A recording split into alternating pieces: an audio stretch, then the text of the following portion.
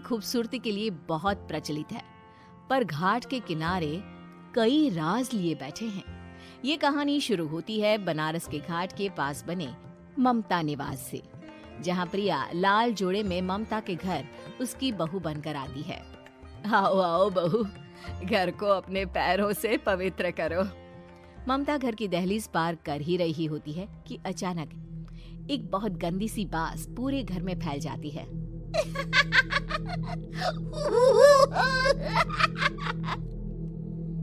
ये बदबू और ये आवाजें, ये कौन हंस रहा है माँ?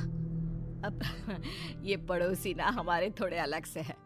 कहाँ हम शाकाहारी और ये मांस मच्छी खाने वाले। छोड़, तू ध्यान मत दे और गृह प्रवेश कर। और हाँ बहू, अपनी सास की एक बात हमेशा याद रखना, इन पड़ोसियों से तो कभी बात नहीं करेगी। अच्छे लोग नहीं है ये। अपनी सास की ये बात मानेगी ना बेटा? हाँ माँ, जो आपकी मर्जी, मैं उनसे बात नहीं करूंगी। अगले दिन प्रिया अपनी पहली रसोई बनाने रसोई घर में जाती है। ये छोकी बात तो नाक में जा रही है। एक काम करती हूँ, खिड़की खोल देती हूँ। प्रिया खिड़की खोलने जाती है। इतने जाले, लगता है इस खिड़की को कभी खोला ही नहीं गया। पर ऐसा क्यों? ओह, नॉन वेज की स्मेल आती होगी ना। 2 मिनट के लिए खोल लेती हूँ, फिर बंद कर दूंगी।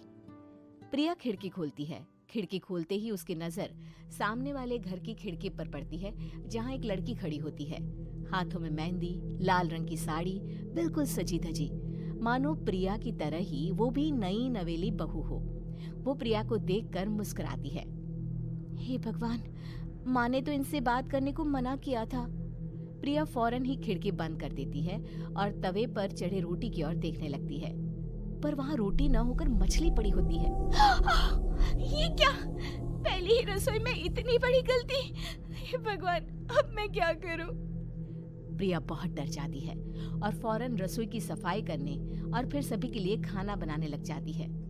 जब वो सबको खाना परोसती है, सब तो ठीक है, मैं बेकार में चिंता कर रही थी। हे भगवान, ऐसे ही बस अपनी कृपा बनाए रखना। रात के वक्त जब सब सो रहे होते हैं, तब प्रिया को पायल की आवाज सुनाई देती है, जिससे उसकी आंख खुल जाती है। ये पायल की आवाज कहाँ से आ रही है? प्रिया उठकर उस आवाज के पीछे छत की सीढ़ियों तक जाती है। तभी उसे बच्चे के रोने की आवाज आती है। प्रिया छत पर जाती है तो क्या देखती है? वही लाल साड़ी वाली लड़की अपनी गोद में एक नवजात बच्चे को घुमा घुमा कर सुला रही है। तभी प्रिया की नजर उसके पेट पर पड़ती है। ओह गॉड, ये तो प्रेग्नेंट भी है। सुनिए, बच्चा सो नहीं रहा है क्या? मैं कुछ मदद करूं? नहीं नहीं, आपके घर वालों को अच्छा नहीं लगेगा, मैं संभाल लूंगी। स्नेहा की गोद से बच्चा हाथ मारकर प्रिया की गोद में आने को छटपटाने लगता है। दोनों घर अगल बगल में बने होने के कारण प्रिया उस बच्चे को गोद में ले लेती है। प्रिया के पास आते ही वो सो जाता है। बच्चे का वो स्पर्श रात भर प्रिया भूल नहीं पाती और अगली सुबह वो छत पर कपड़े सुखा रही होती है। तभी उसे एक औरत इशारा करके बुलाती है।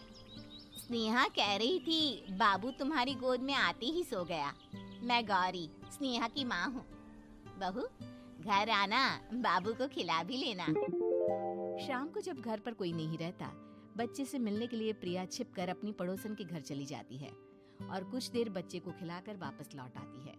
इसके कुछ दिन बाद ही प्रिया को पता चलता है कि वो माँ बनने वाली है। ममता की खुशी का ठिकाना नहीं रहता।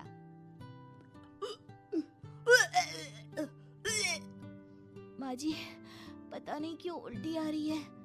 प्रिया भागती हुई वॉशरूम में जाती है तो हरे और लाल रंग की उल्टी करती है। उस उल्टी में से कीड़े निकलते हैं। ये क्या? खून और ये कीड़े! माँ! माँ! प्रिया की आवाज सुनकर ममता दौड़ कर आती है, पर बेसिन में कुछ नहीं होता। प्रिया हक्की बक्की रह जाती है। ये सब क्या हो रहा है? प्रिया घबरा जाती है और अपने कमरे में जाकर सो जाती है। डर के कारण वो इतनी थक जाती है कि उसकी आंख लग जाती है। तब उसे ऐसा लगता है उसके पेट पर मानो कोई बैठा हुआ हो। कौन हो? प्रिया के पेट पर एक 5 महीने की बच्ची बैठी हुई थी, जो बुरी तरह जली हुई थी। माँ, तुम ही मुझे लाई ना अपने पेट में? मैं तुम्हारी माँ नहीं हूँ। कौन हो तुम? माँ, देखो मैं जल गई बुरी तरह से। 6 महीने पेट में रहने को भी मुझे नहीं मिला। सहला दो ना माँ। बचाओ, बचाओ, माँ! ममता दौड़कर कमरे में आती है। प्रिया की बातें सुनकर वो सब समझ जाती है। तू कहीं बगल वाले घर में तो नहीं जाकर आई ना बहू? मुझे माफ कर दो, मैं गई थी माँ। उस घर में सब मरे हुए हैं बहू। कई साल पहले स्नेहा उस घर में बहू बनकर आई थी। कुछ ही दिन में वो एक बच्चे को जन्म देने वाली थी। पूरा घर बच्चे के आने की खुशी में खोया था कि एक दिन अचानक उस घर में आग लग गई। सब बुरी तरह जलकर मर गए। गौरी आज भी दादी बनने का इंतजार कर रही है और इसीलिए स्नेहा ने अपना अजन्मा बच्चा तुम्हारी कोख में डाल दिया। ममता ये कह रही होती है कि पीछे से उसके पैरों को एक बच्चा पकड़ लेता है। दादी, दादी। माँ, स्नेहा की गोद में यही बच्चा था। ये बच्चा कौन है फिर? तेरी मौत है। तेरी भी दादी। जिस चीज का ममता को डर था वही हो गया। ममता निवास के ऊपर मौत ने चादर बिछा दी थी। प्रिया का पेट ऐसे बढ़ जाता है मानो 9 महीने का हो। 2 हाथ उसके पेट से बाहर निकलते हैं। बहू, संतोष को फोन कर, किसी पंडित जी को बुला बहू। प्रिया का पति भागता हुआ घर आता है। ये तो होना ही था माँ। तेरा पाप तेरे सामने आ गया तो तू सह नहीं पा रही है। स्नेहा घर में आग लगी नहीं थी, माँ ने लगाई थी, प्रॉपर्टी की लालच में।